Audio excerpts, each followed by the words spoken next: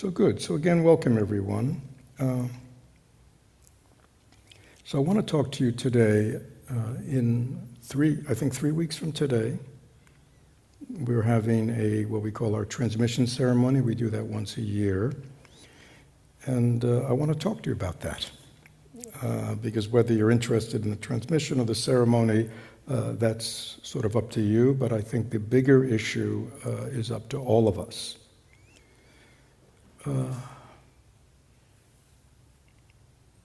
It's interesting, when we started today, we did that Namo Shakyamuni Buddhaya, right? And that really is just saying homage to Shakyamuni Buddha. Now, why would people, modern people like ourselves, right, in 2026, Tampa, Florida, invoking the name of Shakyamuni Buddha and paying him homage? You know what I'm saying? Well, what's that about? Yeah, what's that about? Because we would not be here if it wasn't for him. Right?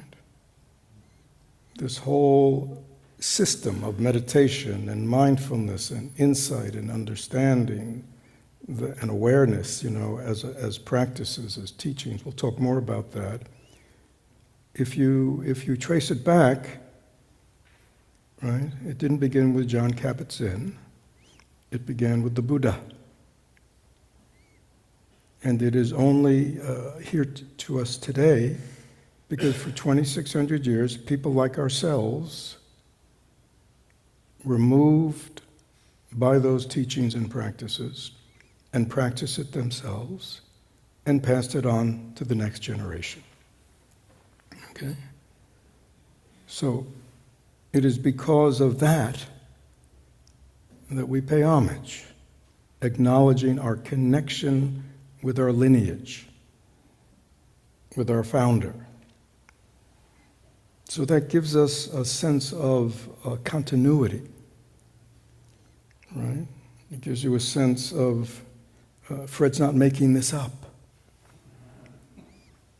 right? It gives you a sense of I'm not alone. That other human beings for 2,600 years in endless different kinds of cultures, historical periods, etc., all somehow found refuge in these teachings and practices. Right? Took refuge in places like this. Right. And so that, to me, that is very reassuring.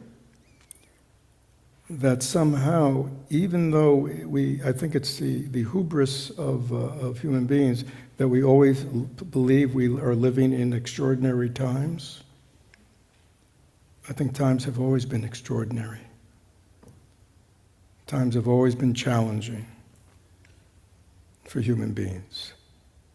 And historically, human beings have looked for another way to deal with life that they weren't finding in what was going on in the external world. Right? And so we are fortunate. Not just the Buddha, but other great masters and teachers in all kinds of traditions, have appeared in this world and have said, there is another way. There is another way to live. There is another way to relate to each other. There is another way to be. And, so I just want to say that because, again, we are modern people, right? And oftentimes as modern people, we don't have a sense of history. We don't have a sense of connection with, our ancestors. In this case, there are our spiritual ancestors. And I think that helps us to feel that we're part of a stream, right? That goes back and back and back. So let me just talk. So there is So there is a very traditional ceremony called transmission ceremony. What's transmitted in that ceremony, and I'm going to be doing that in 3 weeks, is and again, I'm not selling it here today. For those of you who just kind of wandered in, I'm going to try to explain the deeper meaning of what this is about. So just overtly, historically, at the time of the Buddha, he was very charismatic, right? I mean, after his great enlightenment, his great insight, he wandered India for 49 years just teaching wherever. Anybody who would listen to him, from village to village he went, and along the way, people showed up. And over time, people said, how can we formally align ourselves with you? We want to be your students. We want to be followers of your way. Again, he wasn't founding a religion, he was founding a way. And so this little very simple thing called the 3 refuges and the 5 trainings or precepts is what the Buddha taught 2,600 years ago for people who wanted to align themselves with him as teacher and with his dharma, his teaching, and with his community. So the 3 refuges are to take refuge in the Buddha, refuge in the Dharma, refuge in the Sangha, and the 5 mindfulness trainings or precepts I'll talk about in a few minutes. Yeah. There's a lot going on in this world. Has anybody noticed that? Right?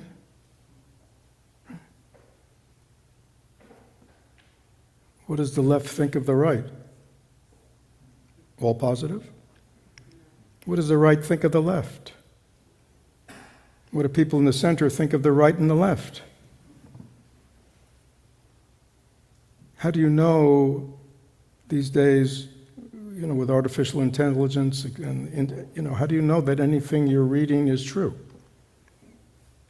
Right? Lots of social dislocation going on. Is that true? Yeah.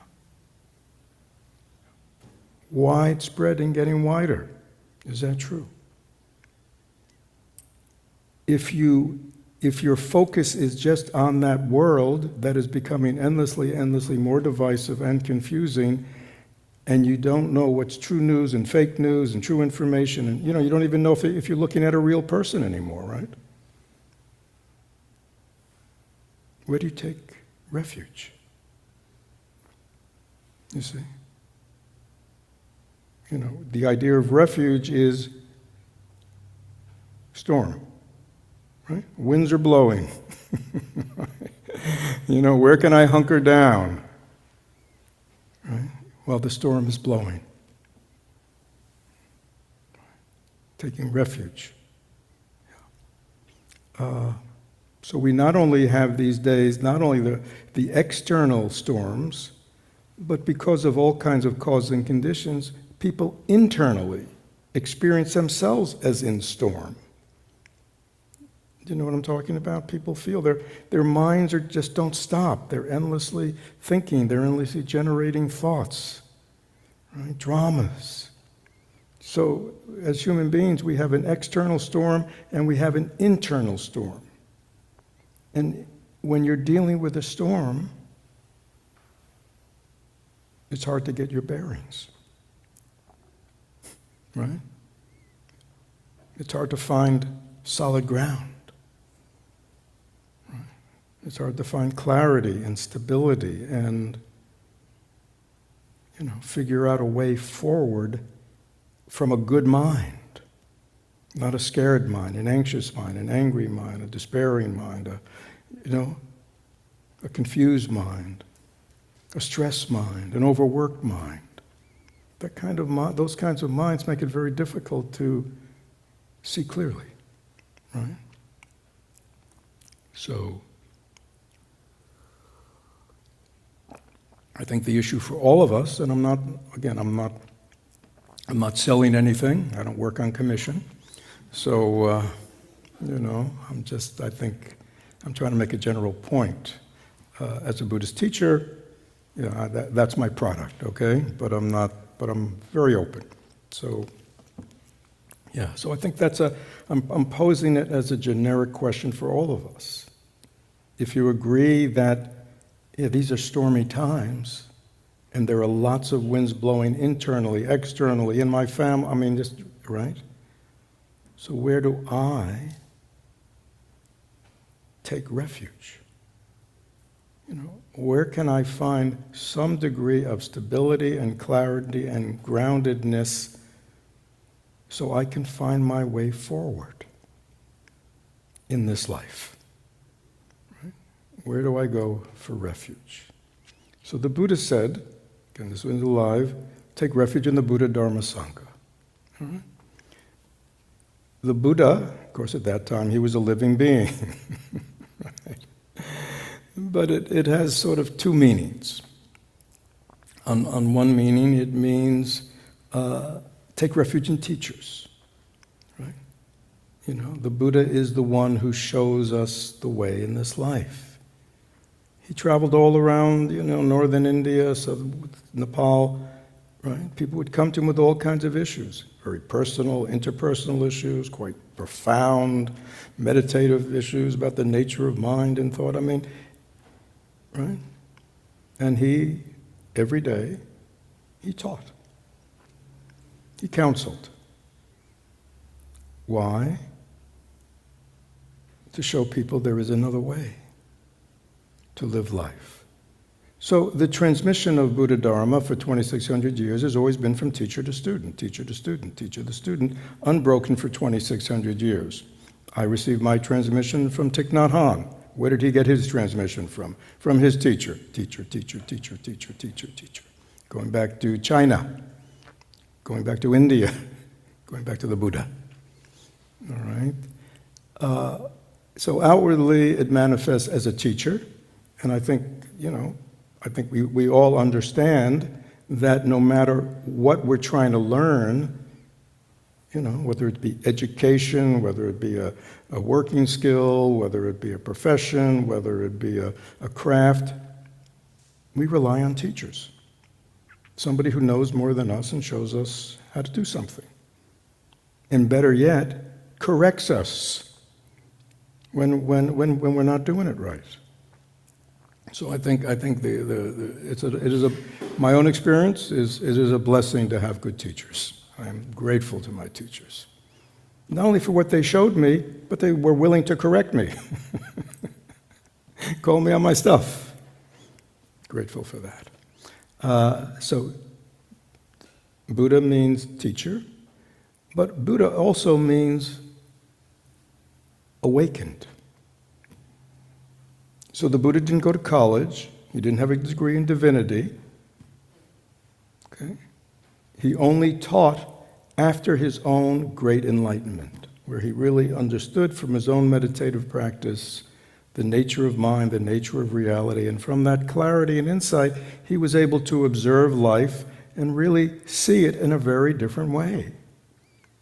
So he could help people stop doing things or perceiving things in a way that were creating suffering for themselves, pain for themselves, and for others. Right? So when you take refuge in the Buddha, you're not taking refuge in the person, because the Buddha means someone who is awake, someone who is teaching from that more awakened place. Right?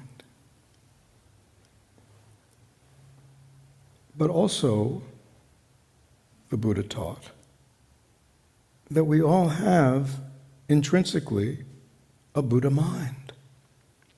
He did not discover some special thing called a Buddha mind that was only for him.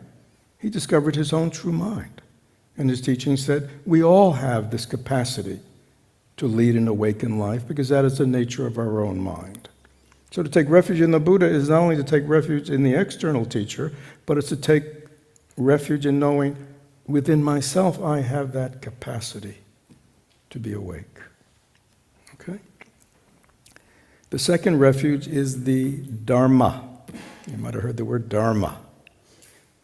Dharma can mean many things.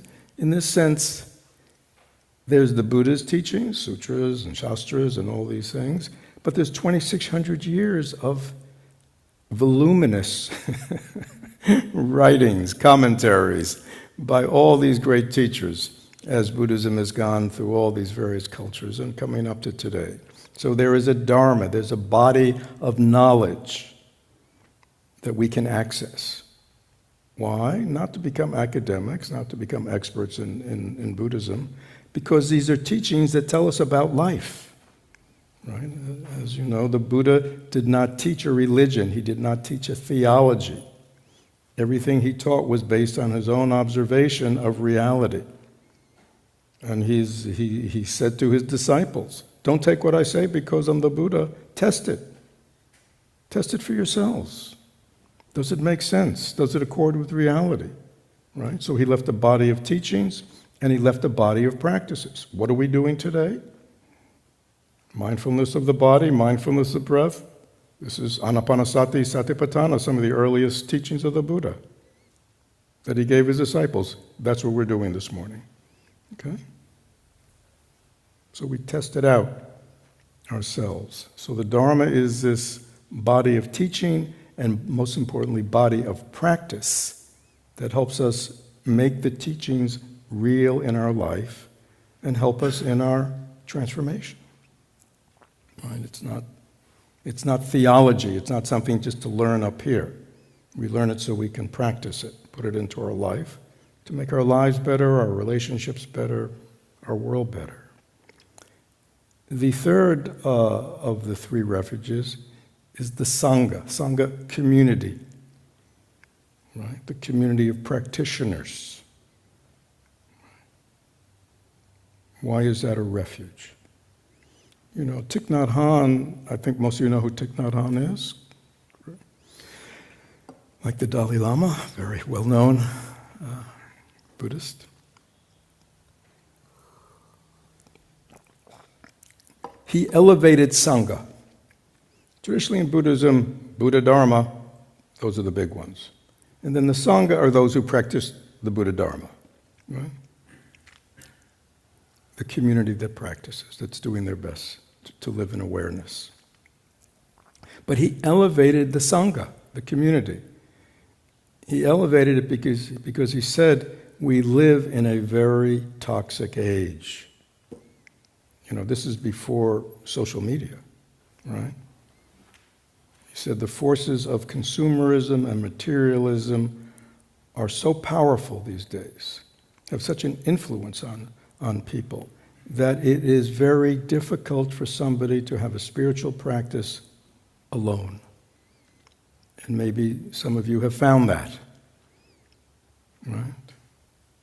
Because we can get, you know, especially with the internet and books, we can get all the wisdom of every tradition, like in this endless, avalanche, right? As much as we want.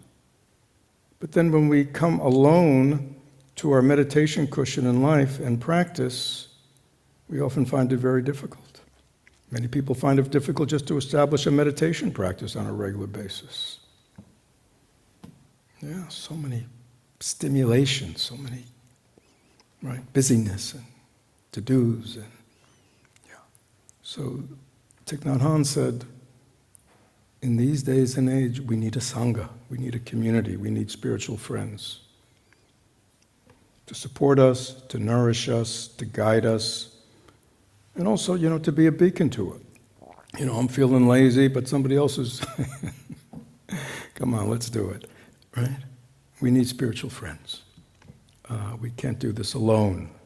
I mean, you could try, I'm not saying, but I can't tell you how many people come here and say, oh yeah, I've been reading, I've been doing this on my own for years, for decades. And I realized I need a community. I need to be around others of like-minded values, right? Because many of the world that we live in, family, friends, community, work, people don't talk about what we're talking about today, do they? Right? If you think about the lunchroom at work, this is not the conversation, right? This is not the topics, is it? Yeah. But this is the topic of conversation here. And so we have our biological family, our human family, we might say, who hopefully support us and nourish us in many ways. But the Sangha becomes our spiritual family, who support us in our spiritual life, our transformative life, our healing life. So the Buddha said, if you want to kind of have a formal connection with me, a formal connection to the way that I'm teaching, take refuge in the Buddha, the Dharma, the Sangha. Right? Now please notice when he said that, he didn't say to them, and you have to give up your this, or you give up your that, or stop going to that temple, or you can't go to that church. He never said any of that. That's not our way, that's not his way.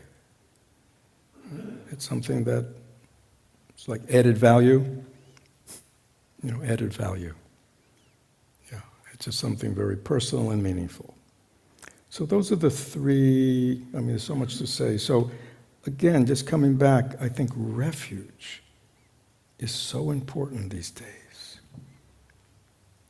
Because again, there's so many effects, so many variables that are affecting the way we think, our views on things, that I think for many people, even listening to this inner conversation, everybody know the inner conversation?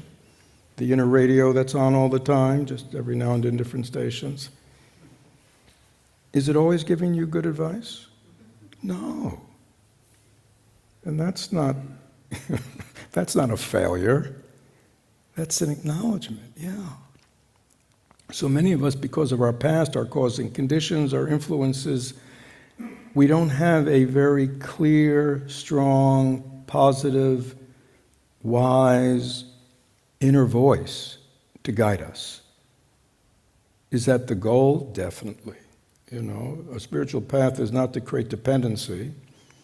A good teacher is not saying, worship me and listen to whatever I say and let me tell you what to do in your life.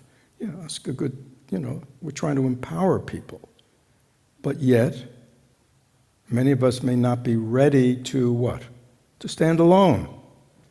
Because we haven't incorporated enough of the teachings and the practices within ourselves, right? So in the short term, it's often good to have somebody else's voices inside you.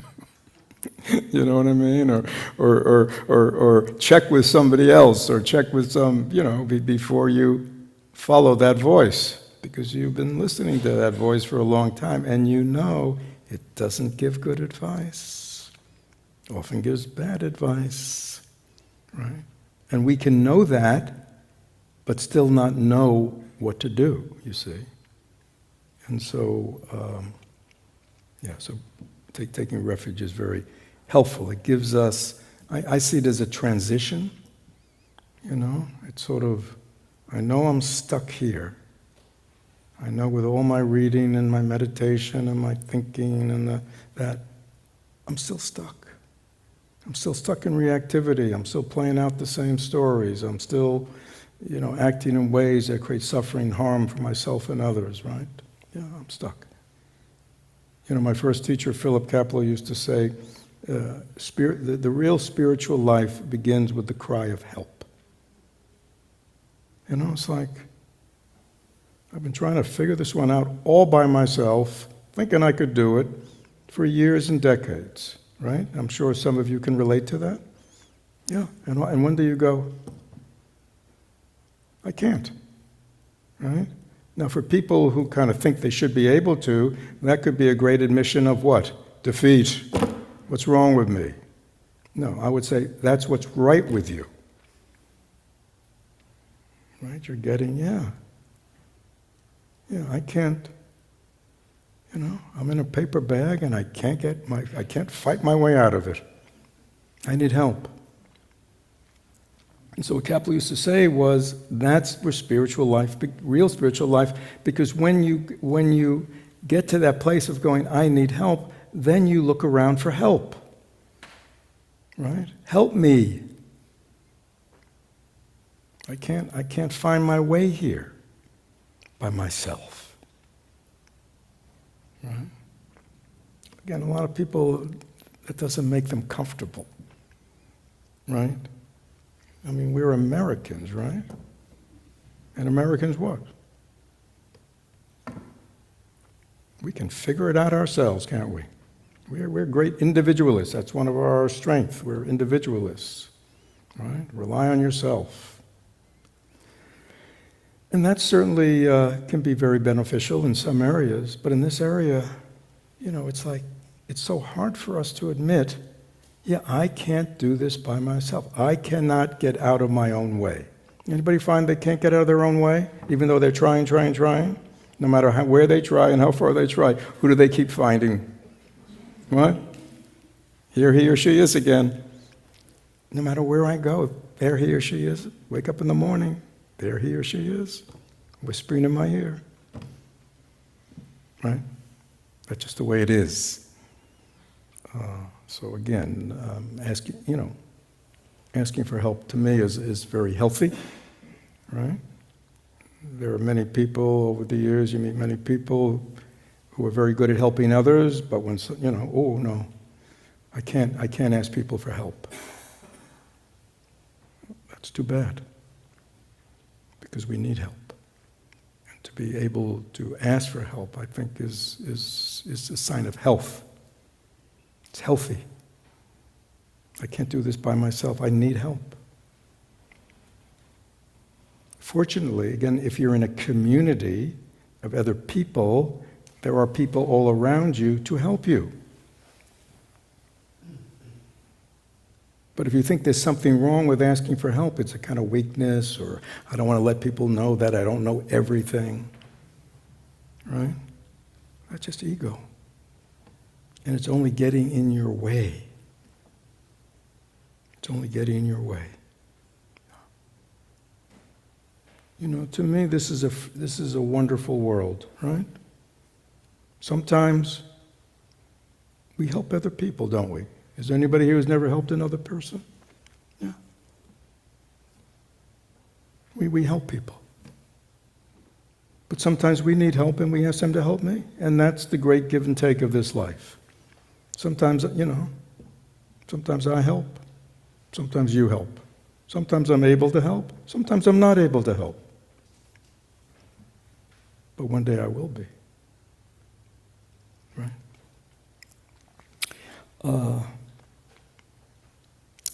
Any quick questions about any of this?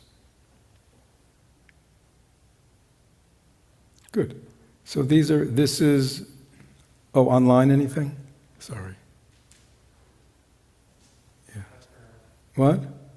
Good. All right. So this is, the ceremony has to do with refuge in the Buddha Dharma Sangha, and then it has to do with what's called precepts. Thich Nhat Hanh called them trainings.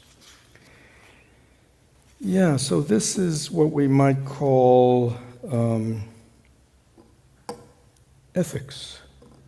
Hey, I came here for meditation and mindfulness. If I wanted ethics, I would have stayed in my church or my temple. I didn't come here for ethics. Yeah. Yeah, guidelines for behavior. Yeah, so why did the Buddha say this? And I'll share them with you. So, the thing that holds all Buddhist ethics together is I want to stop doing harm. Right? I want to stop doing harm. Harm to myself, harm to others, harm to the world. Does that sound good? Yeah, wouldn't it be a nice world if everybody had that commitment to not do harm to themselves and to the others, our ones we love, community? Yeah. So the basic thing is not to do harm, right? I'm beginning a path. The path is is a transformative path. It's a healing path. It's a path that takes time because there are things to be learned, teachings to be learned, practices to be developed, such as being mindful and concentration, right? So, but in the beginning, I can begin to get a handle on this life of mine, right? And stop doing harm. Because as long as human beings are doing harm to each other, what kind of world is it? Anybody have an idea? I mean, when you live in a world where people harm each other, hurt each other, with their actions, with their words, with their bodies, what kind of world is it? What? Tumultuous. Suffering. Endless. What? Why do we have one war after the other? Why do we have wars to end all wars? Why?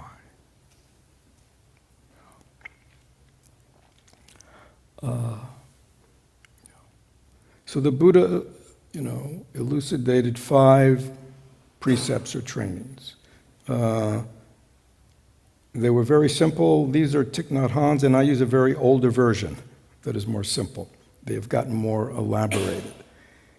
But we may not be able to control our minds yet and have a totally healthy, wise, compassionate, caring mind, but we can begin to get our bodies under control. Right? So even though, I want to do something, I can tell myself, don't do it. Right? And especially if you've made a vow or a promise to yourself to not do it, you remind yourself. That's very helpful, isn't it? Until we really when we get our act together, we won't need that, you see. But until we get our act together, we need something that pulls us back from continuing, and many of us have continued in the actions of our body, speech, and mind, create disturbance, create harm, right? Create affliction for ourselves, for others. We participate. Wrong speech. Somebody says something to me, I say it back to them. Somebody hits me, I hit them back. Somebody's mean to me, I'm mean to them. Right? Yeah. Somebody hurts me, I find a way of hurting them. That's kind of what? That's the way we do it, isn't it? And yet, in the bigger picture, we got to say, where does that leading? Yeah. Yeah. Today's perpetrators were yesterday's victims. When does it end? Right? You see? There's got to be another way. The Buddha said, I teach another way.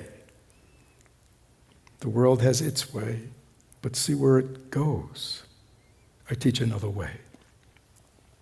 So there are these 5, Thich Nhat Hanh calls them training. So just understand, they're not commandments. They're not something to kind of put on yourself. They're like guideposts. They're things to get you to reflect, to think, to train it in terms of your own behavior, in terms of your own words. And they are the most simple and direct way to begin to change our karma. Yeah. Ultimately, I want to change my mind. I want to have a healthy mind. I want to have a loving mind. I want to have an open mind. I want to have an intelligent mind. But to do that, I got to get my life in order, my relationships in order. Does that make sense? So let me just sort of go through them and we can talk about them. Actually, in the introduction, it says these 5 mindfulness trainings are the basis for happy life, capacity to protect life, make it beautiful, worth living.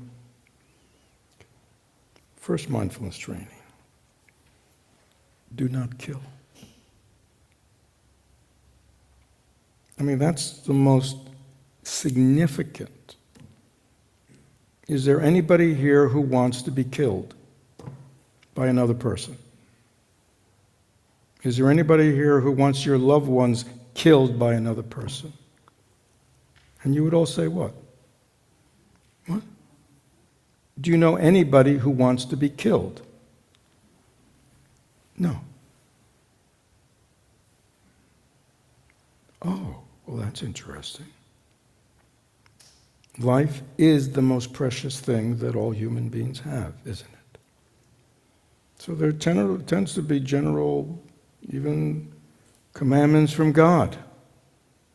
That fundamental thing. Yeah, life is precious. Do not kill, do not take somebody else's life. Because nobody wants their life taken. Nobody wants their loved ones taken. So this is especially in a world where it seems we go to violence and killing so easily, right? So easily these days. And it's, they're always causing conditions for people to act violently, but all that causes is what? It will never end, right? Because losers nurse their loss, don't they? Yeah. And they wait for a time when they can get back. It's endless. Okay. Do not kill. Do not let others kill. Giving up hurting other human beings is something that we can do. This thing about do not let others kill, I won't talk about that, but lots of implications. How do you do that? Yeah. Find whatever means possible to protect life. Do not live with a vocation that is harmful to humans and nature. Again, these are not absolutes. Okay? These are not absolutes. These are guidelines to help us to look at our life and go, oh, is that true? Life is precious. Nobody wants to die. Yeah. You could even extend it to the world, to animals, to plants, Oh, yeah. People cling to life. They don't give it up easily. Well, if that's everybody's situation, then I need to be more mindful in my actions, right? And we can talk about that. Lots of implications. Again, these aren't, Thich Nhat Hanh, he would say, like, they do not kill. I remember once, and he, he was very much, for peace. But I was once talking to him, and he said, nonviolence is not an absolute. And he gave the example. He said, you have two military generals planning a military campaign. One does it without any sense of civilian casualties, just go in there and blow it all up. And the other general is very careful, right, about minimizing civilian casualties. And he says that second general is more nonviolent than the first. Oh, that's interesting. So it's a process. The second mindfulness training, do not steal. Does anybody want anybody to steal from them? Do you remember, do unto others as you'd like others to do unto you? There's something familiar about this? Yeah. Don't take what belongs to somebody else. It doesn't create harmony. It doesn't create good feeling. It creates suffering in this world and anger. Do not possess anything that should belong to others. Respect the property of others, but prevent others from enriching themselves from human suffering and the suffering of other species on earth. So this is Thich Nhat Hanh taking this do not steal, do not take, and sort of giving it a more of a social context. Right? We voraciously take from the earth, don't we? Yeah, the bounties of the earth. And now many people are thinking that there's been a consequence to this endless taking from the earth. Do not take what is not given to you. Anyhow, just, you see, to be reflected on. These aren't commandments. To get us to think, what am I doing in my actions?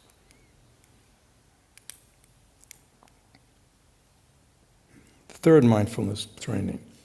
Sexual expression should not take place without love and a long-term commitment. Be fully aware of the suffering you may cause others as a result of your conduct. To preserve the happiness of yourself and others, respect the rights and commitments of others.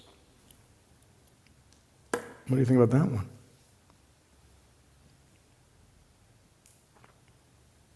Sexuality, is it a normal part of human experience?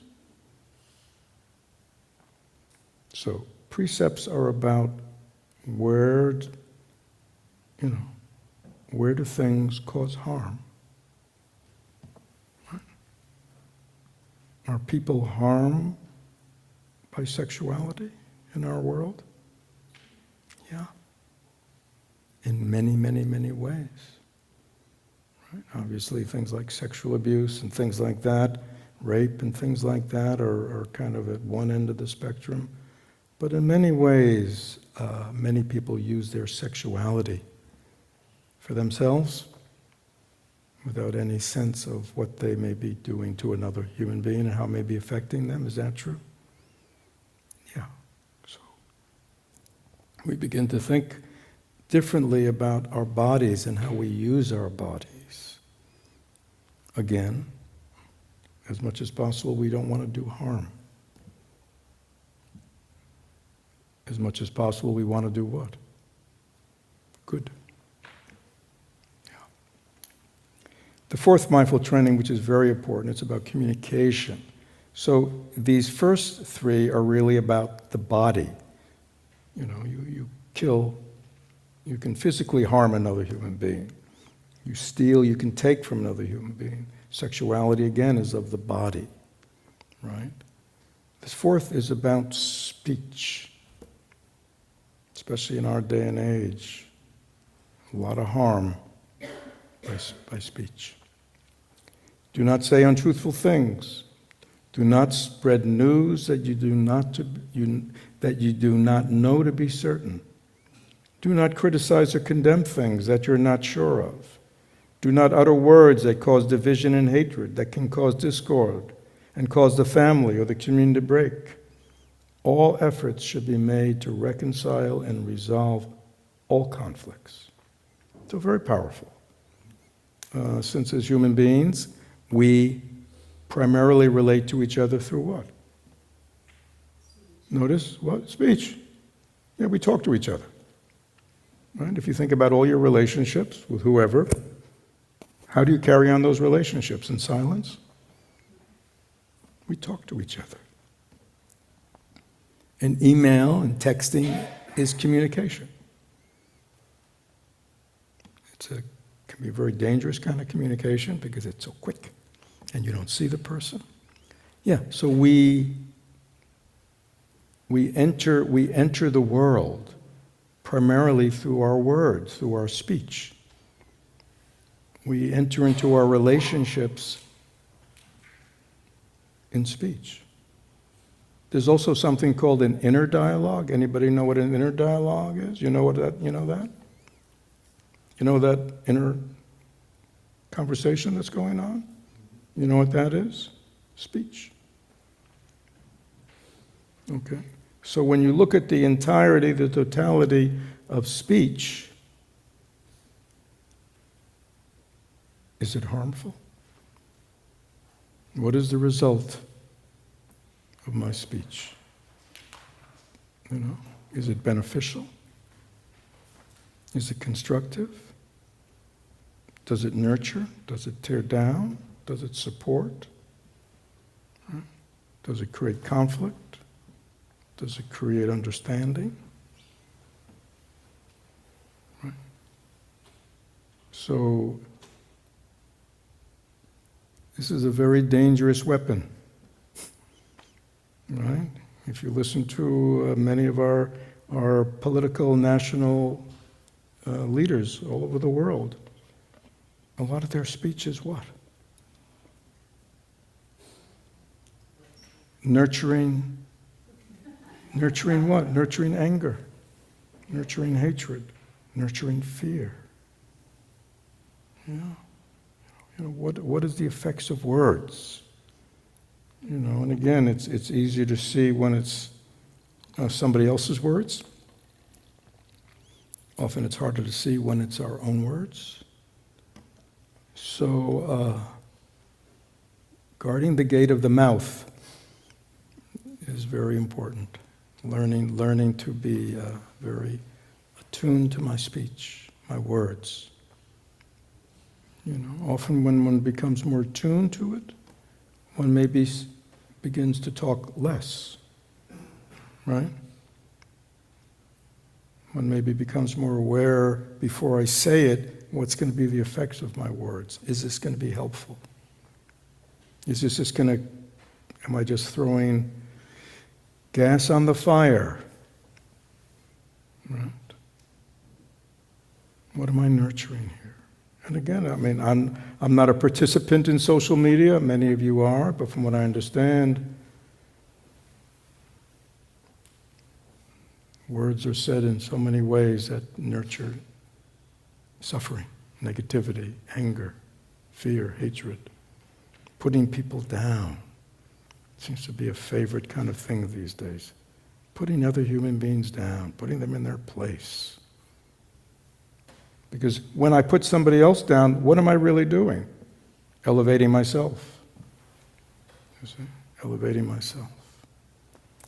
So, all efforts should be made to reconcile and resolve all conflicts. That's quite a statement, isn't it? Yeah.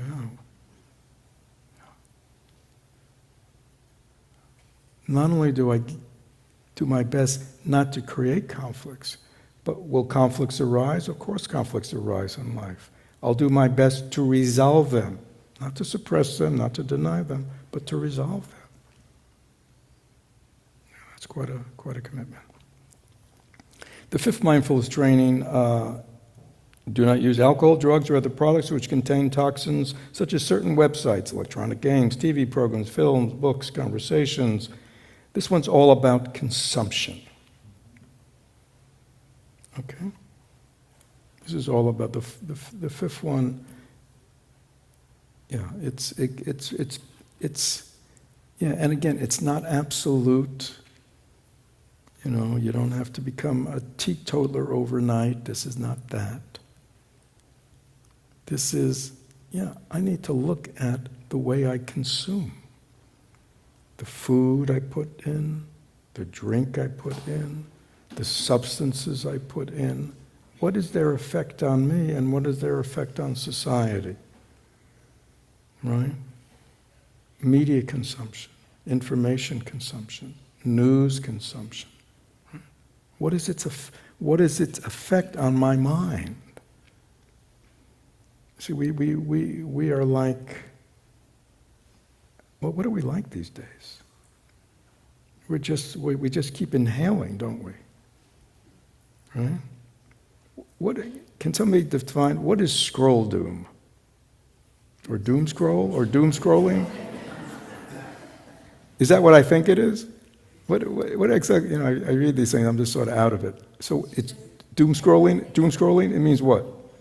You're just like endlessly scrolling, and particularly now, a lot of the news is just bad. So you're just and doom scrolling means you end up in doom. Kind of, yeah. But like there's still the dopamine there, right? So people get very addicted to the bad things. Yeah. Right. And these days with the algorithms, they're just taking you all over the place, right? You start here, but you end up here, and then you go over there, and yeah. It's pretty precise. It's actually designed to keep you. Right. But it's taking you to all the places, but are they all wholesome places? Are they places that are nurturing, everything you want to be? Depends on what you're looking at. Yeah, it depends what you're looking at, but anyhow, I won't get into that. I'm sure there are all ways. But it's like that. It's like, And this is why I think it's so wise, what Thich Nhat Hanh did, because it just used to be, drugs and alcohol, things that intoxicate your mind, make you not clear-headed, and when you're not clear-headed, you can go around raping and pillaging, So keep the mind clear at all times was the whole thing about drugs and alcohol. But what he saw was consumption is so much larger now. There's so much toxic consumption that goes on, in our world. So he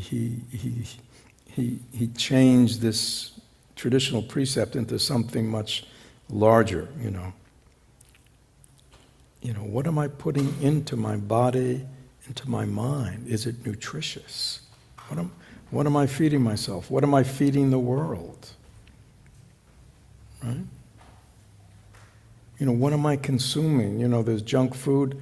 Am I consuming, I would imagine, doom scrolling? Is like consuming junk food. Right? Hours go by, and at the end of it, do you feel nourished? You see what I'm saying? It's like eating a bag of potato chips. It's like, in the short run, it can feel good, right? Everybody enjoy their potato chip? But at the end of the bag, and you're done, how do you feel? Huh? And I think in these days, we have to be very careful, and I'll just pull that analogy a little further. You're like, the people who make potato chips, nothing against potato chips, the people who make potato chips, they're sophisticated. They're professionals. They're in their laboratories getting everything, the crunch, the salt, the sound, the taste, right? Just right. To what? Keep you popping them, right? Keep you popping them. I mean, these are highly sophisticated people, much smarter than we are. Right, and I think it's the same thing with media and stuff. These are highly sophisticated people, who they're up to something. So we have to be very careful because they're so easy these days to have all kinds of experiences through our media that are just junk experiences. Right? Right? And you got to ask yourself, I enjoyed that bag of potato chips, but am I eating for my body, or am I eating for my tongue? Or am I eating for my emotions? You see? Like, what's really going on here? So you just want to be a little more introspective in your life. So, in the ceremony, basically is transmitted the 3 refuges and the 5 mindfulness trainings. So why would one do that? Right? One certainly can follow a spiritual path in one's own way without ever taking refuge in anything. I acknowledge that. But I think as human beings, to participate in something which acknowledges the direction of our life, to have certain guidelines to remind us and to call us back, is helpful. Because we as human beings, we're all over the place. And we can make a commitment one day and completely forget about it the next day. Anybody know what I'm talking about? Yeah. So it's hard to admit, maybe I do need some it's like taking part in a ceremony. Anybody ever take part in a ceremony? Such as what? What? Oh, hey, yeah. Why get married? Why not just live together? Why get married and have to take those vows? Right? That's an impingement of my freedom, isn't it? Yeah, it's an impingement on freedom. Marriage vows. But why do people still take them?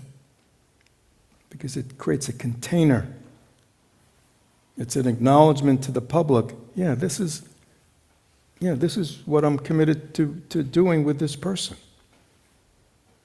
This is how I want to show up. Right? So vows are like that, you see. So taking refuge and that in front of your Sangha is your way of acknowledging, I'm willing to say publicly, I'm going to do my best to live according to these principles.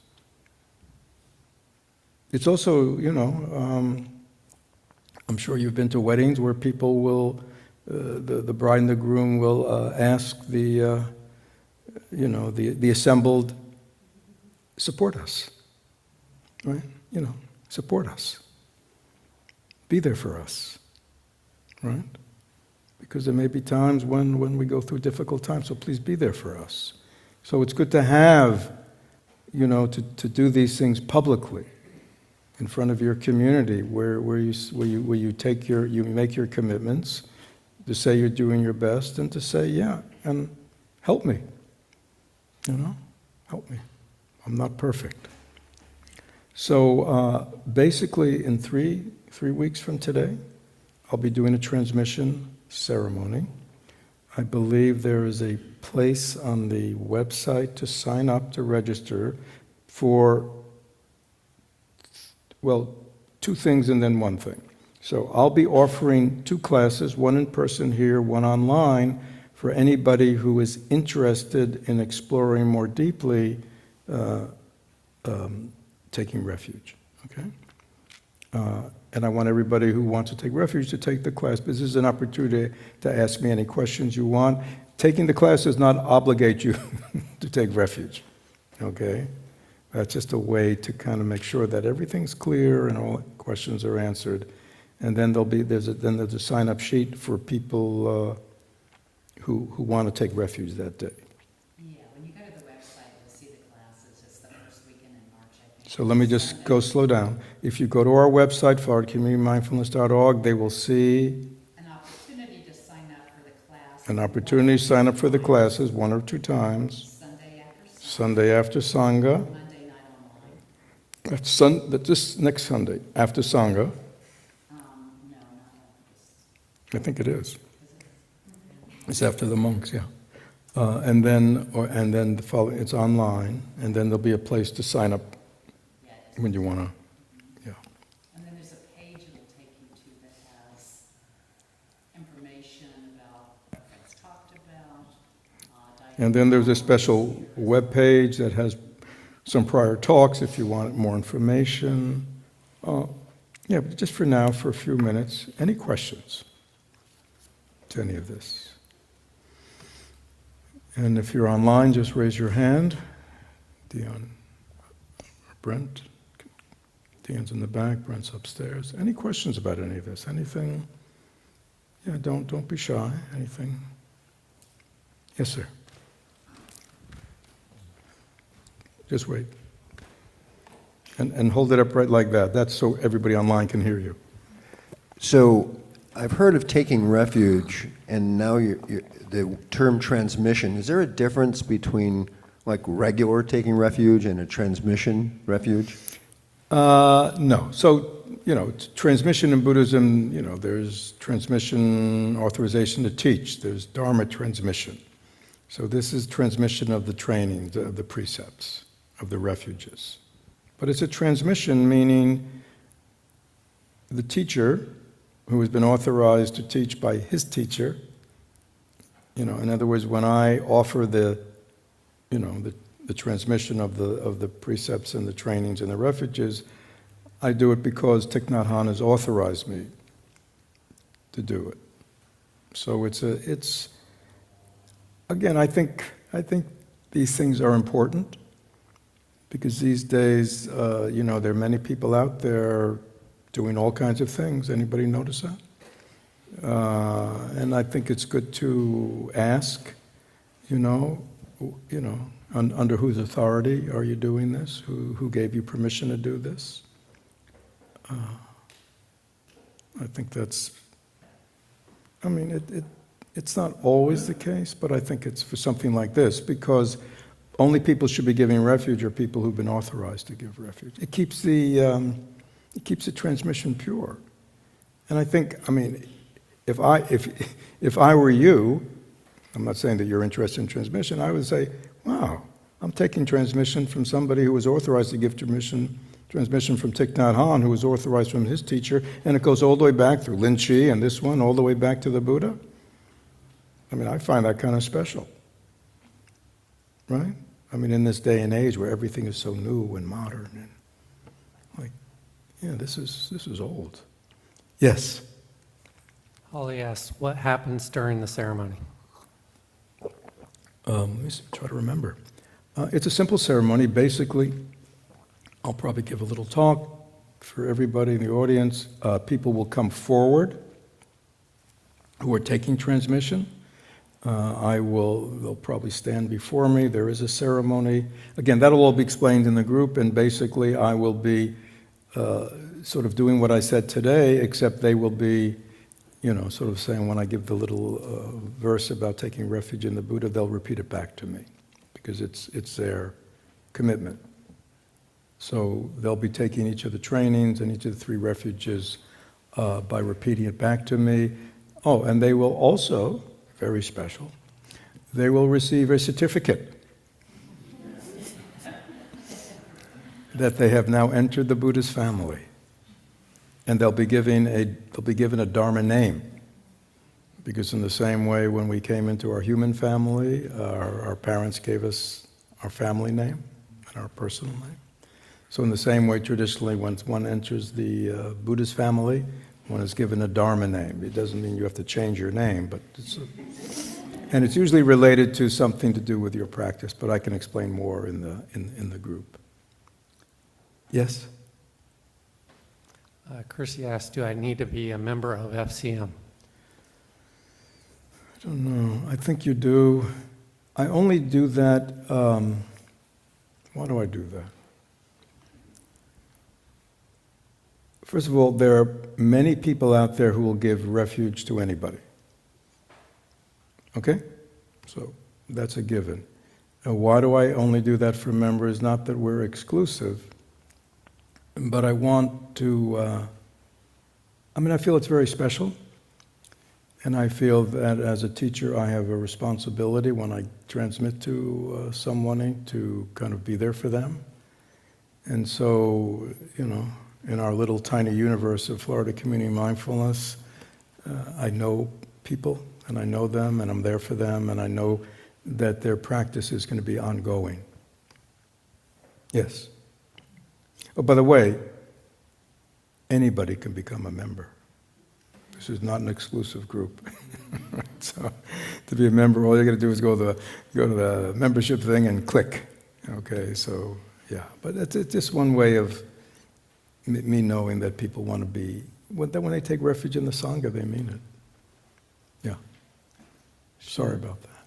Sherry asks, if one has taken the refuge, can one do it again?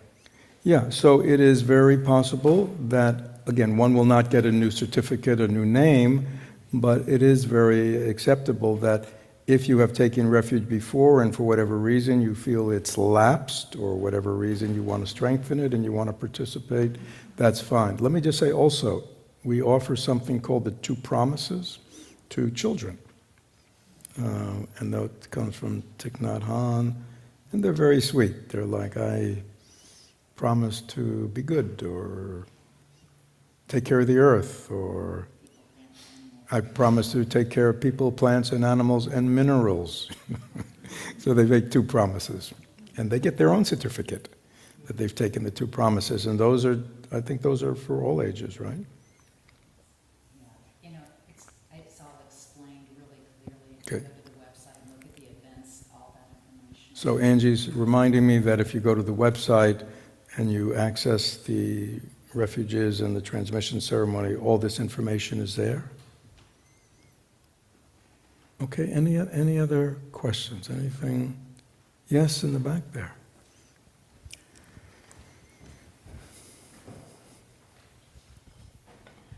Aloha, Fred. Hi. So this is probably on the website, but since we're all sitting here and so you're still taking questions, what are the prerequisites for transmission? And as a teacher,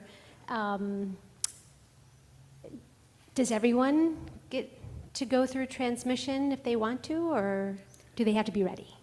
Do they have to what? Do they have to be ready? Like, do you get to choose No, no, no, who's ready no. for transmission? Again, I give my talk. I've given my talk. I've kind of put it out there. I've asked people to ask questions. Then we hold a class, one online, one here, which gives people a chance to explore more deeply.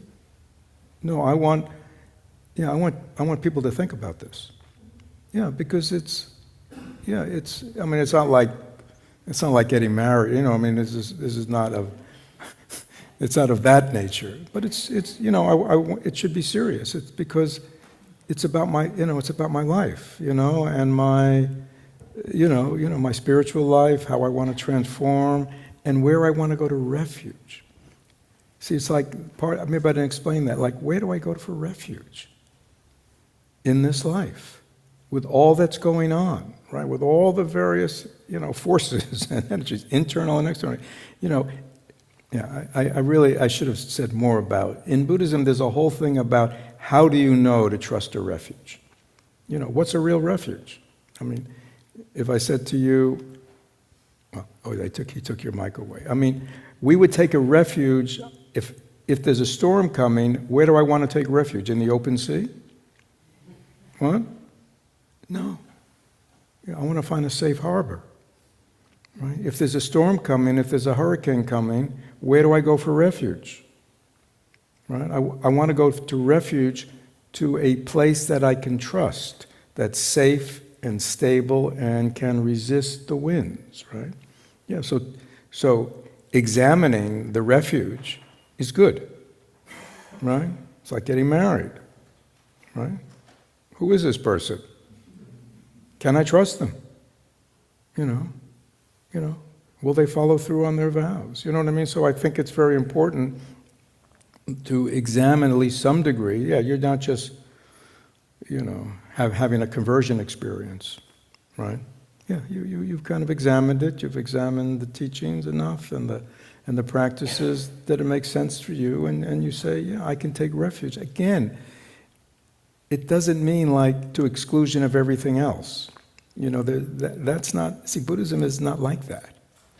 It's just saying, yeah, for me, I go to this body of teaching and knowledge and teachers, primarily to nurture my transformation. But not exclusively. It doesn't have to be exclusive. It could be, but it doesn't have to be. There's nobody checking up on you. Okay? You know what I mean? It's to me, it's all personal, internal. I mean, am I answering your question?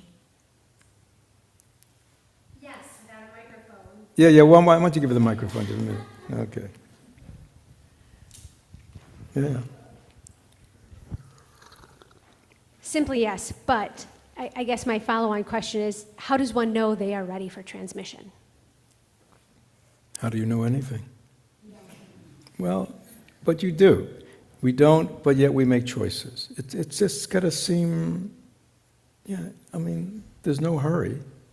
It's just, I think we just, why do we take refuge? One, it's the carrot and the stick. On the one hand, it sounds wonderful, to join that stream of wisdom, men and women, for thousands of years. Yeah, that sounds wonderful. And the other thing is, it'll help me. It'll keep me, right? Keep me from wandering. I remind myself, right? You're married. Sometimes in marriage you have to remind yourself, I'm married. And it keeps you safe, doesn't it? Keeps the marriage safe. So sometimes we need that, right? But most of the time, hopefully, it's good. You see, it's like both. Am I answering your question better? Yes, thank you. But at the end of the day, I mean, if you took refuge and a year later you go, why? It's like you don't have to turn your certificate back in. There's nobody checking up on you. It's personal. It's just personal. It's just, it's like just like knowing something. Sometimes we know things very clearly. Sometimes we know things, we just have a sense. Sometimes we know it's right. Sometimes we have a sense it's right. So, we explore. That's okay. Yes? Thank you. Yeah, I'd love to know how you come up with the Dharma names. It's not because I'm psychic. Once people have said they want to participate in the ceremony, I ask everyone to write a little paragraph, 3-4 lines, about their spiritual aspiration. And based on their spiritual aspiration, personal aspiration, I create a name. Everybody's name will have the word source in them. And this is kind of a lineage thing. There's a poem in Thai's lineage that was written by his Vietnamese first patriarch of his lineage, he's got the Vietnamese lineage, and he also has a lineage going back to China and then to India. That teacher wrote an enlightenment poem, and it's like Chinese characters. And so every new generation gets the next character. So my name that was given to me by Thich Nhat Hanh is true energy. So everybody that he ordained has the word, well, actually, over time it didn't, because he just started ordaining so many people. But originally, everybody was true. So you could always tell if somebody has the word true in their name, they received it from Thai. Okay? Now, the next character on the poem is source. So everybody that I transmit to has the name source, has the word source in their name. Okay? Question online? Yes, a couple were talking about how do I receive transmission if I live out of state or away? Do I need to travel to Florida? Yes, I know. I feel bad, but to me it's very personal. Again, that's just me. To me, transmission is very personal. I like to look people in the eyes because it's a personal transmission. But if somebody wanted to, receive it, I'm sure there are people in their area who transmit and will transmit to them much more regularly than I do. Yeah, Any other questions? Good. So thank you, everyone.